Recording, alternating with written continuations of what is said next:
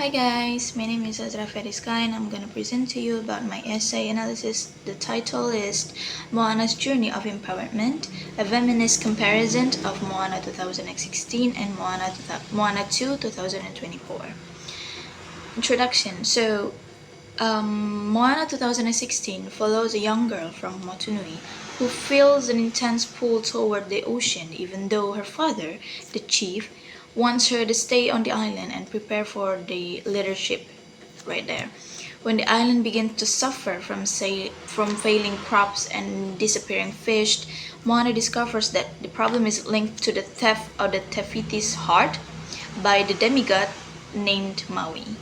Determined to save her people, she sails beyond the reef and finds Maui and slowly persuades him to help her return the heart. And then their journey takes them through dangerous trials and including battles with coconut pirates, the giant crab called Tamatoa, and the lava called Demonteka.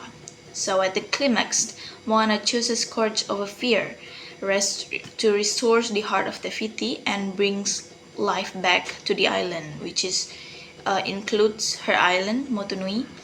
And by the end of the movie, she returns home as both chief and wayfinder, proving that her identity is tied not only to her people but also to the ocean and the voyaging tradition her community had forgotten.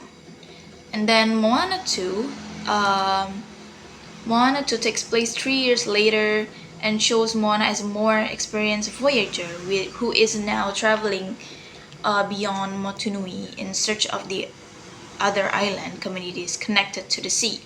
Her journey becomes more urgent when she receives a vision from her ancestor called Tautai Fasa, and he is the one who warns her that the storm god Nalo has cursed the ocean by sinking the island of Motufetu, including their island as well, which is Motunui.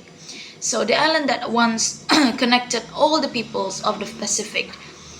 And then, if Motufetu is not raised again, Moana's people and many others may be lost forever. So to complete this mission, Moana gathers a new crew, including her craftswoman called Loto, and the historian and Maui admirer called Moni, and the older named farmer called Kele, along with Pua and Heihei. Pua is like a pig, and Heihei is a chicken, and follows a comet path across the ocean. This sequel expands the scale of the story from one island's survival to the survival of an entire network of Pacific communities, making that Moana's role less about proving herself and more about uniting each other's, facing divine danger, and restoring connection between separated peoples. Okay, for the theory, I wrap this analysis and use feminist criticism as the knife of the research for this essay. The first one is we talked about strong female lead. In both films, Moana is not written as a romantic object. Her identity is not built around finding love, winning a prince, or completing herself through heterosexual romance, but instead the films center her relationship with the ocean, her people, her heritage, and her moral calling. So at the same time, this theory wrapped this analysis and used this analysis as the knife of the research also gives the room to argue that Moana's empowerment is not only like talking about simply individual rebellions, but Moana's choices are tied to her responsibility of her community, which means her strength is both like personal and collective. This also makes the character more complex than a simple like strong female lead, because the movie connect femininity with leadership, care, and moral authority rather than with physical domination or romantic fulfillment. And Moana is described as a young girl who feels cold by the ocean, refuses to accept the narrow role of her father, which is being a chief or maybe like the leader of their island. So a feminist reading and see this as important because it challenged the traditional patterns in many mainstream stories where women wait to be like rescued or exist mainly as supporting figures in male-centered adventure, like another Disney movie. So in this sequel is different than the others, which is Moana is more like independent, strong, and act like a leader. The second one is self discovery. So, this story is mainly about self discovery because Moana learns who she is, trusts her instincts, and proves that a young woman can cross boundaries that others try to impose on her. And feminist criticism would emphasize how she resists patriarchal authority, especially through her conflict with her father, like that who tries to protect tradition by limiting her mobility and future. And also, this kind of restriction is important in feminist theory because it reflects how women are often asked to stay in fixed roles and then defined by family, culture, and social expectation. And then Moana refuses that confinement.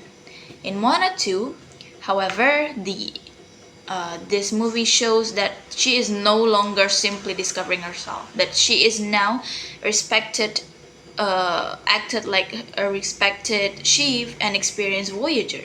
And from a feminist point of view, this is significant because it suggests that female agency can grow beyond adolescence into mature leadership. So also the sequel of the movie or this movie can therefore be read as a continuation of a feminist empowerment.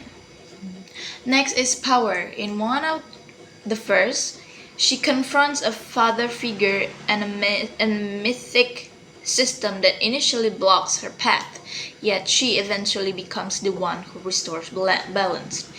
In Moana 2, the scope is larger and her mission becomes even more ambitious that she must unite it, scattered communities and face a cosmic threat. So, both movies present Moana as someone who challenges or redefines authority, but feminist criticism asked what kind of power she actually holds. So, feminist criticism would see this as an expansion of female power into a realm of leadership, diplomacy, and collective action. That is important because feminist theory does not only care about whether women fight, but it also cares about whether women lead, organize, and shape history. However, this movie also can be read critically in the sense that Moana's power is still connected to extraordinary circumstances rather than ordinary social structures, and also also that she is powerful because she is exceptional, that she is chosen by the sea, chosen by the god, chosen by the demigod. So feminist critics sometimes question this pattern because it can make empowerment seems rare and individual rather than systemic. So if only a special woman can lead, then the story may still like live untouched the deeper gender inequalities that the feminism seeks to challenge. This is a useful point for um, this movie and also the theory itself because it shows that the movie are progressive but not the beyond of criticism.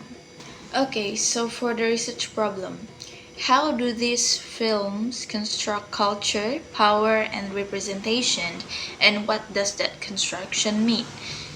So the first one is in this essay, I do focus on cultural representation. So both of the movie draw heavily on Polynesian mythology and oceanic imaginary, and also wayfinding tradition, and the island communities itself. But this essay asked whether these cultural elements are represented in a respectful and meaningful way, or whether they are simplified for global audiences.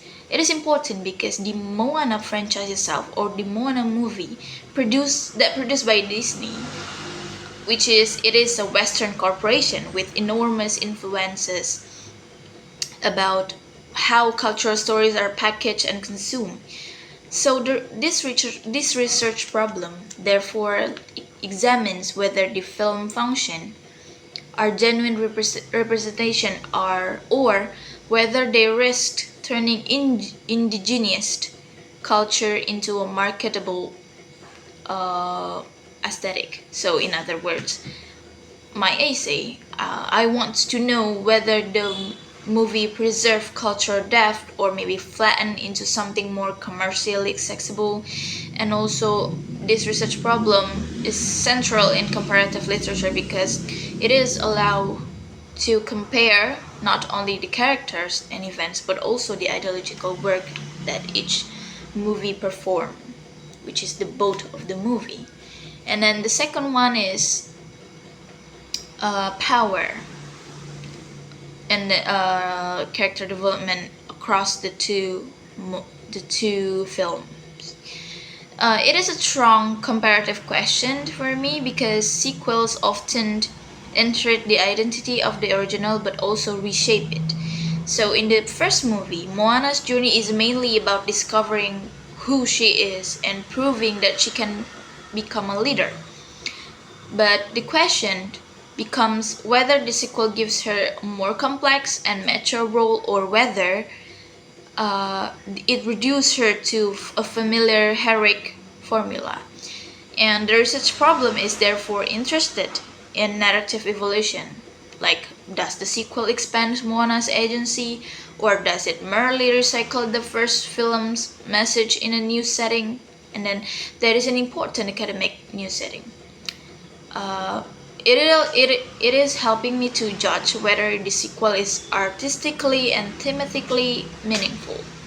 Okay, now is the difference. Now are differences and similarities in Moana first and Moana second. Moana 2. So the difference is that both films center the same protagonist, Moana, and both portray her as brave, compassionate, and deeply connected to the ocean and her people. In both stories, she is not written as a romantic princess whose purpose depends on love and marriage.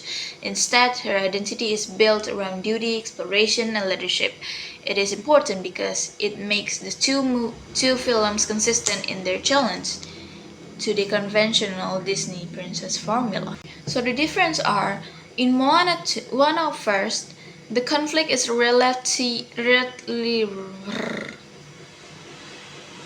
so in Moana the first, the conflict is relatively personal and contain like Moana must save her island, prove herself to her father, and discover her own identity. And the story is therefore like a coming of age journey or Bildungsroman, in which the hero character moves from uncertainty of confidence.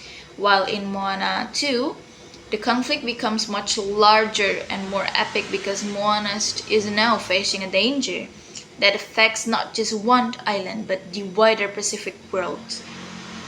In the movie, they called Motufetu, and this changed the story from one of self-discovery into one of the leadership and collective responsibility. And also, these movies, this both of the movie also gives Moana a more mature role since she is no longer simply a young girl that proving herself but a respected chief, but also a voyager who must guide others. And for the similarities show Both films consistently present a female hero who resists passive femininity and refuses to be limited by traditional gender expectation. The differences, shows how Moana empowerment evolves. So in the first movie, she claims her voice, and the second one is she continue her mission from from the old Voyager, and so on. Okay, and last one is conclusion. From the comparison of Moana First and Moana Two, it argues that the two films are not just two separate adventure, but the two stage in the but as a two stages in the development of the same cultural and narrative project. It also emphasized that both movies are connected by their treatment of Polynesian culture, mythology, and female heroism. They both reject the usual Disney romance formula and instead center a woman whose power comes from responsibility, compassion, and determination. So it shows how Moana challenged patriarchal ideas of what a woman hero should be. She is not passive, dependent, or defined by romance. Instead, she becomes a symbol of female agency, leadership, and resistance.